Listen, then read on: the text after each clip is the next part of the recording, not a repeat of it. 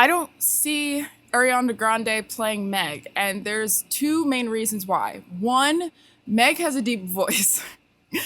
At least the voice actor did. And Ariana Grande does not.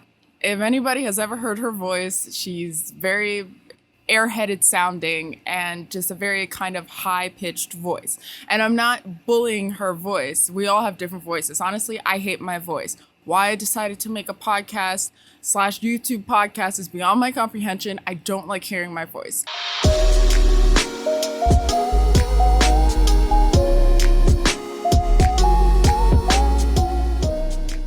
Hi guys, I am back and I am so sorry that it's been over a month since I've posted a video. Before we get into the obvious change of this video and where my channel is, I just want to quickly say that recently, more like a month ago, I found out that Premiere Pro, the editing software I use to edit these videos, was not working. And so my computer kept crashing. So I realized I needed a bigger graphics card or whatever. And so I did that and it still wasn't working. And so by the time I got around to it working, it gave me enough time to have an existential crisis as per usual. And I realized that it works better for me to do a YouTube video, but not a YouTube video, in that I want to do podcasting. I really enjoy podcasting. I don't know what it is, but it's easier for me to talk to you guys because it feels like I'm talking to a friend. And I don't know, just the comfort of a microphone close to me just feels better to me. So that's what we're doing. But anyway, this is going to be the Liz Not Lizzie podcast. And I'm going to talk about all different kinds of things that I want to talk about, from anime to pop culture to my mental health, to my writing, because I'm a writer. And I'm really excited for where this goes. So without a further ado, I am going to get into my podcast. So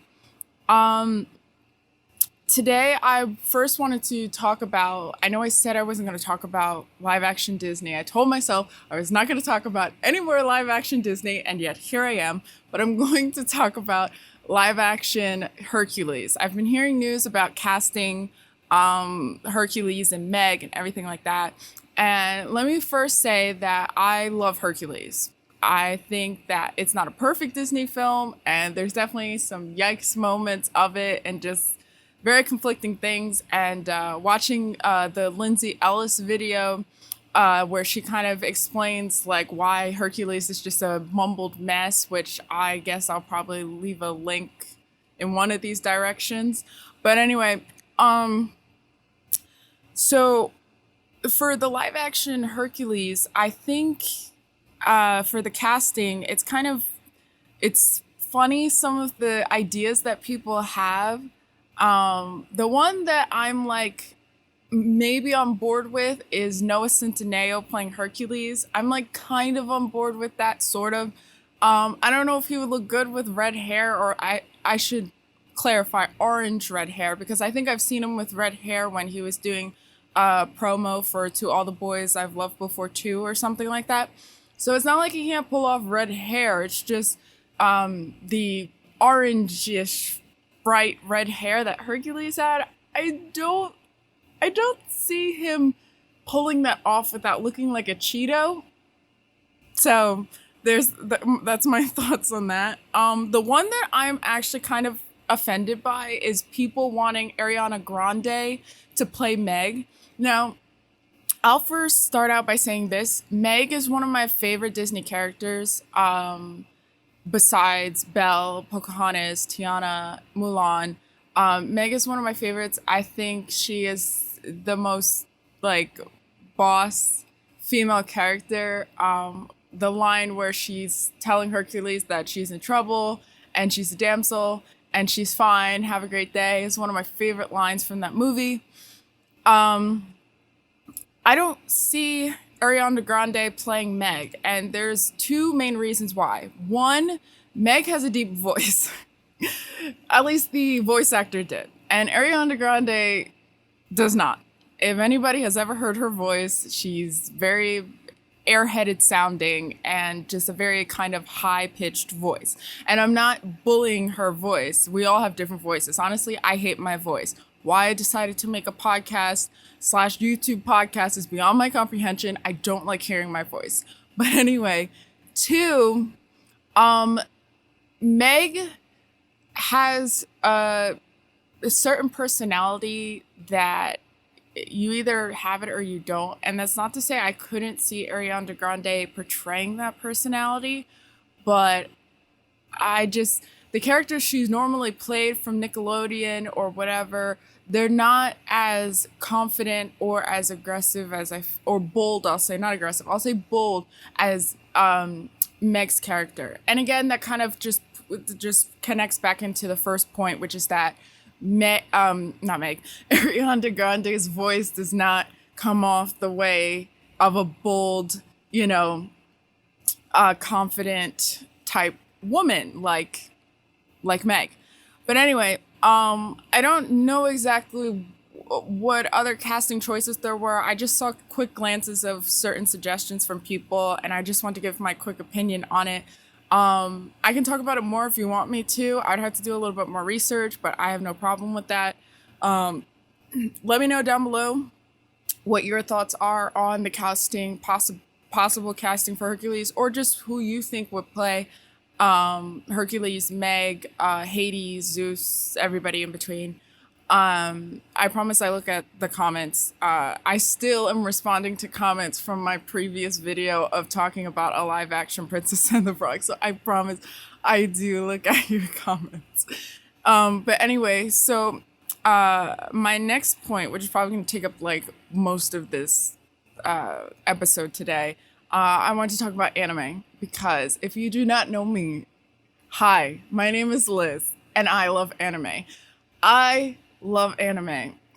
It started from when I was watching Avatar: The Last Airbender as a little girl, and I fell in love with the show and the world and the characters. And when I got older, I just fell more in love with the characters and the writing specifically, and the world and the message and everything. And to this day, my brother makes fun of me, but every time we re-binge the show once a year or twice a year, it's part of our tradition, I cry at the end, because the journey these characters go on is just absolutely beautiful. So anyway, in saying all that, Avatar started my quest to find other content similar.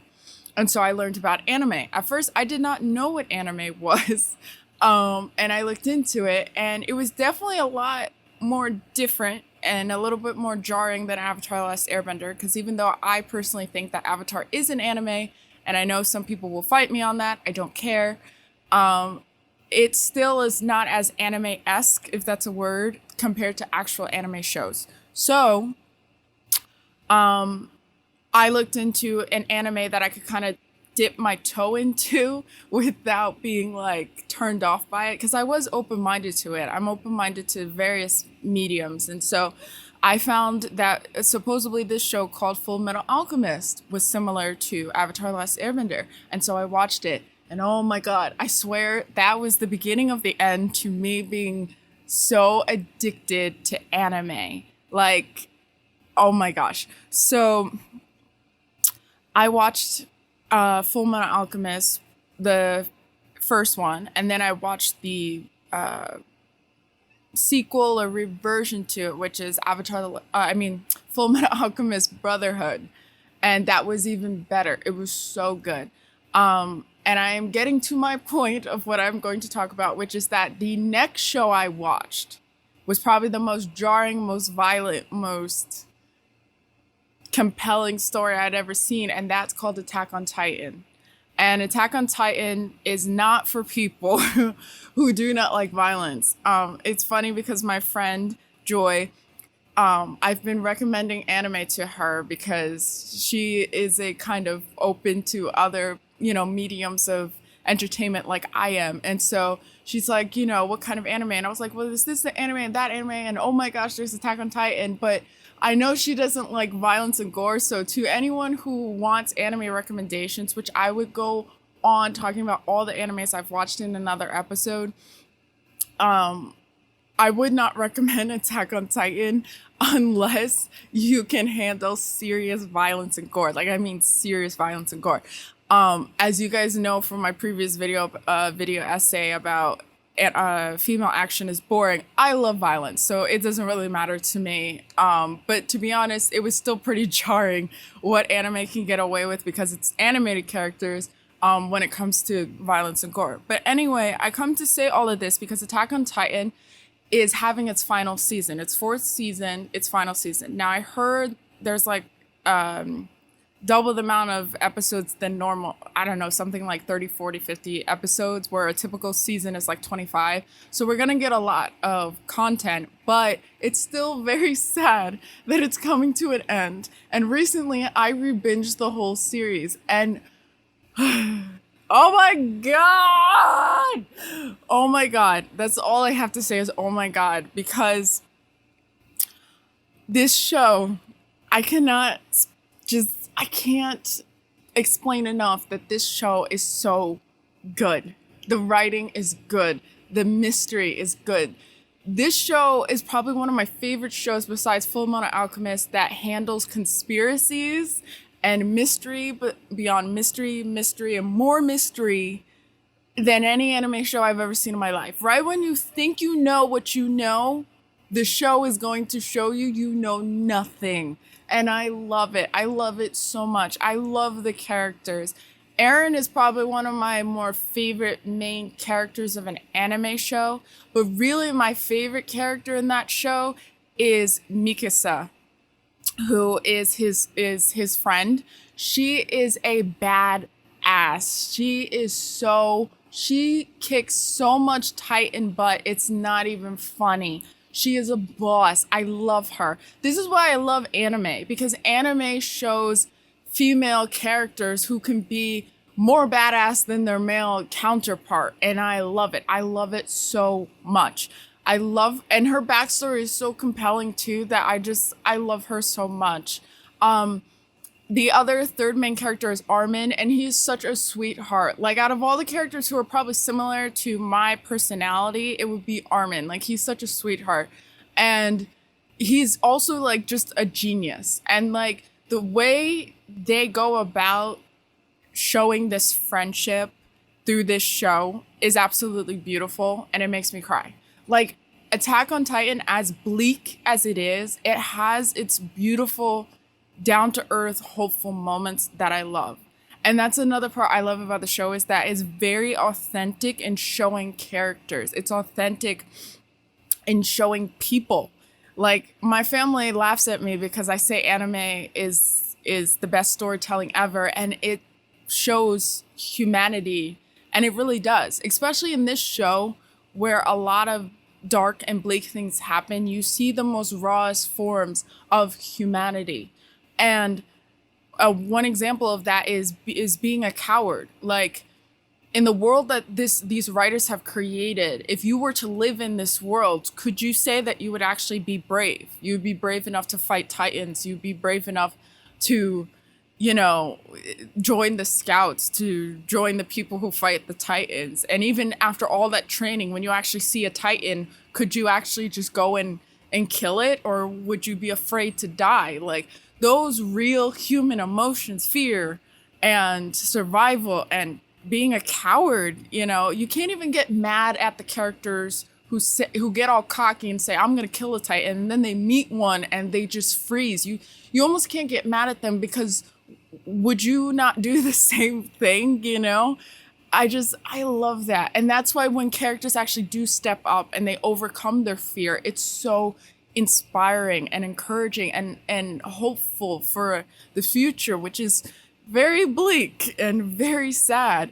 I love this show because one of my favorite movie commentators, Dylan Is in Trouble, he did a video on how anime is amazing, and he was saying that if there were to be a live action anime, which they've done and they suck, if they were to do that of some of these shows, it would take billions upon billions of dollars to correctly adapt the action. And Attack on Titan is one of those shows where they could not adapt the action. The cinematography, I didn't realize how much anime can have really great cinematography. The cinematography in Attack on Titans is disturbingly amazing. The way they shoot, kind of like if you were to watch a Spider-Man film, the way they shoot and you follow the scouts as they're flying through the air and killing these titans is freaking boss. It is boss. And to do that as a live action film, I don't think any amount of budget could replicate that at all. Like, I really don't think it could replicate it at all. But anyway, so that's another thing. And a lot of live action anime that's been done so far, Death Note, Fullmetal Alchemist, they're not good. They're not good. And I might talk about that in another episode. But today I just wanted to finish up expressing my thoughts on Attack on Titan. It is coming to an end. I have a lot of questions still. Because every season's like that. We watch the first season, you have 50,000 questions. You watch the second one, you have 100,000 questions. You watch the third, now you have 200,000 questions. It never ends. Even when you finally get the questions you thought, now you have to think, how are they going to deal with what they've been given? Or what are they going to do now that they know who the real enemy is? Or whatever it is. And I'm not going to spoil anything. I can do a spoiler thing if you want me to, but I'm not going to spoil it for anybody because I really suggest that you go watch it yourself because it's just so good. The last thing I want to sum up is the fact that I am in love with this character who most people probably know. His name is Levi. I love him. I'd marry him. I want him to be my husband. And that's all I have to say about that. So, in finishing those thoughts, about anime and what I've been doing. Lately, I have been working on not an anime, sorry, I wish. Lately, I've been working on a comic book series with a friend of mine, Sabina, who is an amazing illustrator, and I'm so excited to be working on this project with her. That's what I've been doing lately since my video software has not been working. Fun. I've basically been doing that. I'm very excited to share more with you. And if you would like to start to learn about the comic besides what I'll be sharing in this episode, please follow me wherever I either put it on the screen or it's in the link in my bio, on my Instagram, my writer Instagram. I also will obviously have a podcast Instagram, but follow my writer Instagram if you're interested in the comic. If you're not, then you could just follow my podcast Instagram to be updated about my episodes and behind the scenes. But anyway, so I'm working on a comic, and it is set in the late 1800s, and it's about the insane asylums that were still going on, that were treating people who had mental illness. And it's about this one specific story of this woman. Her name is Valerie. And she was tortured at this asylum, and her sanity was basically broken. And she escaped one day, and now she wants vengeance on the institution and the people and anybody connected to basically making her insane. And that's all I'll say for now, which I think is more than enough. But I'm really excited. Sabina and I planned for this to be a webcomic. I don't know if you've ever heard about webtoons and webcomics.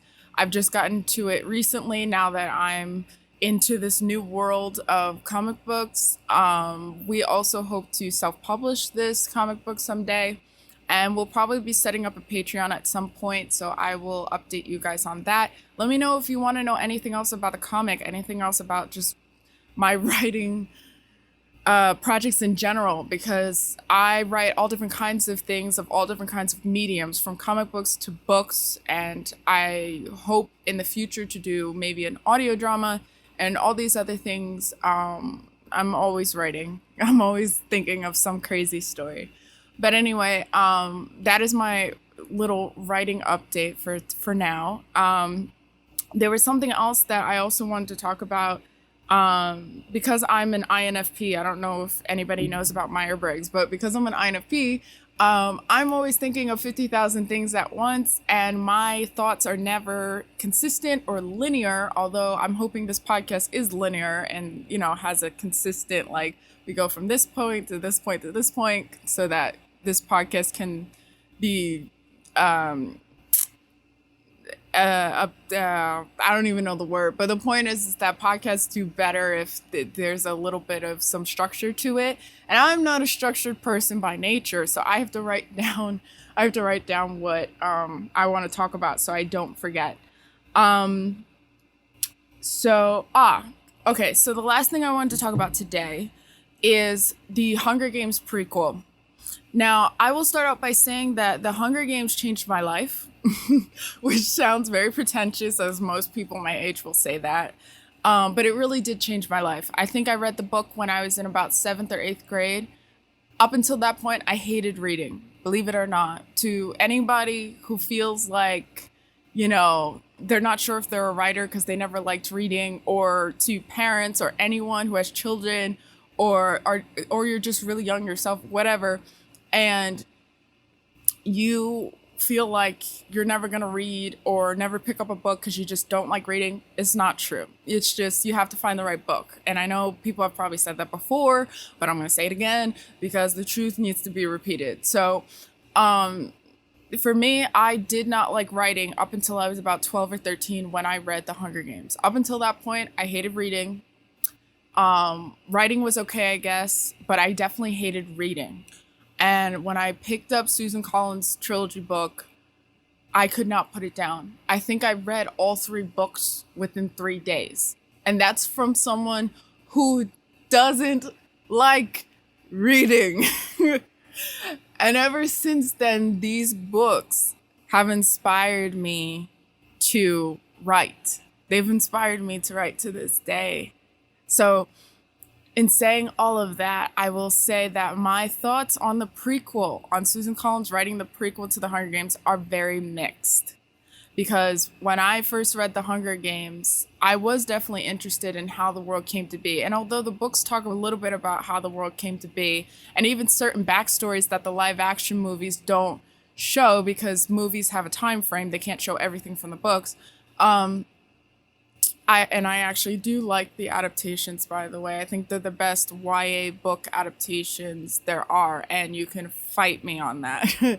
But anyway, I love The Hunger Games. Katniss was someone I related to, not because she was not black or whatever, not because she was a woman, but because she was an introvert. That's what it was. She was an introvert.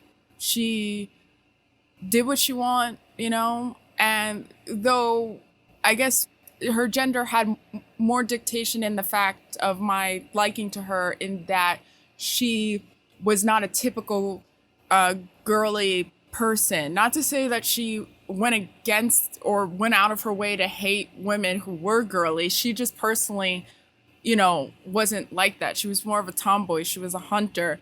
There's this one line that still cracks me up to this day where she missed her leg hair. She missed her leg hair because she missed it making her warm during the winter. Because in the Capitol, you're like a hairless mole. Like, they wax every part of your body, basically. So I thought things like that were just so funny. Like, little honesties that, like, I could kind of relate with, But anyway, to say all that is what I'm trying to say is that my opinions on the prequels to The Hunger Games are very mixed. On one end, I feel like Suzanne Collins could be doing this just to still play off of the world of The Hunger Games and all of the profit and all of the success of it, instead of starting a new book series. On the other hand, maybe she really did feel that there needs to be more explained or more stories to be told in The Hunger Games. Because honestly, that very much is true. It's very much possible that this world, it still needs to be explored. There's still a lot of things to be explored. In the books, Haymitch tells the story, or maybe Katniss figures it out, but there was a story about Haymitch where he, him growing up in District 12, and him being in the Hunger Games, and how even back then he by accident kind of revolted against the Capitol, and how the Hunger Games went by using the force fields against the other opponent. And that was still seen as a form of like working against the system. And so his whole family was killed. Spoilers. So,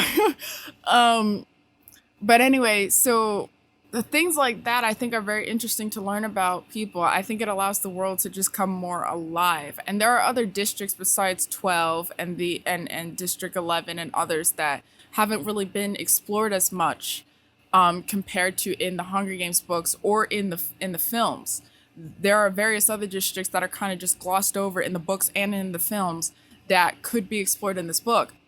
But the book is supposedly about President Snow when he was young and him rising to power. Now, I'm not against the idea of following how a villain came to power, because there's various educational things that people can learn of how totalitarian dictators come to power and things like that. However, at the same time, we kind of already learned that when Finnick revealed it, I think in Mockingjay, the book, and Mockingjay Part 1, the movie, he revealed how Snow poisoned his friends, his rivals, and anybody else who was a threat to him, increasing his power and leveling up and everything like that. Leveling up. What is this, a game? Anyway, so, you know, I don't really see exactly how we would need to actually see that, because we can kind of use our imagination of all the different things he did to get to where he was in the Hunger Games books. But anyway, you know, I read the synopsis, and apparently he was also a not a coach. Oh my god, I can't think of it right now. But basically, the coach or whatever of a girl from District 12. And I guess this prequel is supposed to be like a foreshadowing to Katniss becoming, you know, the girl on fire from District 12 that ignites a revolution. But again, I don't know. I'm very conflicted on this, to be honest with you. You know, because on one hand, it's like maybe genuinely Suzanne Collins was like, nah, I feel like there's more to tell of this story. And part of it includes telling it of President Snow's story. But on the other hand, you know, with authors nowadays and writers nowadays, which is something I hope I don't become myself, from J.K. Rowling and so on, you have people who are just continuing the world they've created, but there's really not much story left to tell. And they're just really, they're drinking the well dry instead of taking enough courage to start something new and hope people will still like what you write, you know, because the story's interesting, and also because you've already created a world, right? Like, I know it's hard to, as a writer, to, you know, create a world and then let go and move on to something else. But at the same time, I also kind of don't, because personally, I have various worlds in my head all the time, various stories in my head all the time. So it's actually kind of easy. Like, once I finish the Asylum Adventure comments, I'm already moving on to the next story. I might take a break, but then I'll move on to the next story, whether it's another comic book idea I have or my own novel. So, I mean, I don't know. Like, I think it's more just the fear of losing money, like the fear of writing something that's not as good as Harry Potter, or not as good as the Hunger Games, and you'll never have the money you got from those successes. And I get that, because if you have to take care of your family, you got to take care of yourself or whatever, pay your bills. It's difficult to go from up here and then go down here, you know? But like, unlike J.K. Rowling, Suzanne Collins kind of took a step back from the limelight and everything and had time to work on a totally different world story, whatever, but instead she made a prequel to the Hunger Games. Again, I'm not saying this as like, oh, it's obvious then that she's greedy. That's not what I'm saying. I'm just saying that that might be a possibility. It might not. I would have to talk to her, which would be amazing. But being that I would never probably be able to talk to her in person, I don't know, you know? And it might also be her agents who are like, look, Susan, time has passed. We need to make money. So either you make something totally fresh and the chance of it maybe not working out as successful as the Hunger Games, or you make something from the Hunger Games and guarantee our success and money. That's how it works, unfortunately, unless you self-publish, and even then there's no guarantee. When you're dealing with agents and publishers and all this other worldly stuff, you know, sometimes the writers, their hands are tied and they're kind of just like, I guess I'll just make a prequel to the Hunger Games so that everybody can make money and stop bothering me or something, you know? I don't know. I don't know. Those are my thoughts, which is I don't know. I'm sorry I don't have an answer for anybody, but honestly I don't know because I see both points of view, and you know, whatever happens, you know, it happens because Suzanne Collins created another book series, the Underworld series, I believe, that was not as successful, not even close to as successful as the Hunger Games. So why would she feel reason to start a whole new world when the Hunger Games is the only, you know, quote unquote success that she's had, you know? And in that sense, I get it. I'm not judging, you know? I just wanted to share my thoughts real quick, which I know 1,000 other booktubers and 1,000 other writers have already given their thoughts, but I just wanted to give mine because the Hunger Games means a lot to me. I defend it to this day. I have merch and shirts and various things of it. I re-quote it all the time. I still think it's the best YA books we've ever been given, the best movie adaptations of YA we've been given, and I will fight anybody who says differently. So yeah, those are basically my thoughts on that. But I want to thank everybody who is watching this or listening or whatever. Going forward, this is basically how it's going to go. I'm going to talk about things that are happening now, or things I want to talk about, or anime, or whatever. I have other things that I want to talk about, How to Train Your Dragon, so on, just various other things of my childhood that I just enjoy talking about, so why not talk about it here in a podcast? I love talking about it in podcast form because I felt so comfortable. I barely even noticed this microphone is here. So thank you guys so much for watching. If you have any thoughts of what I've said, let me know in the comments down below. I promise that I read them, and from now on, I'm going to be picking a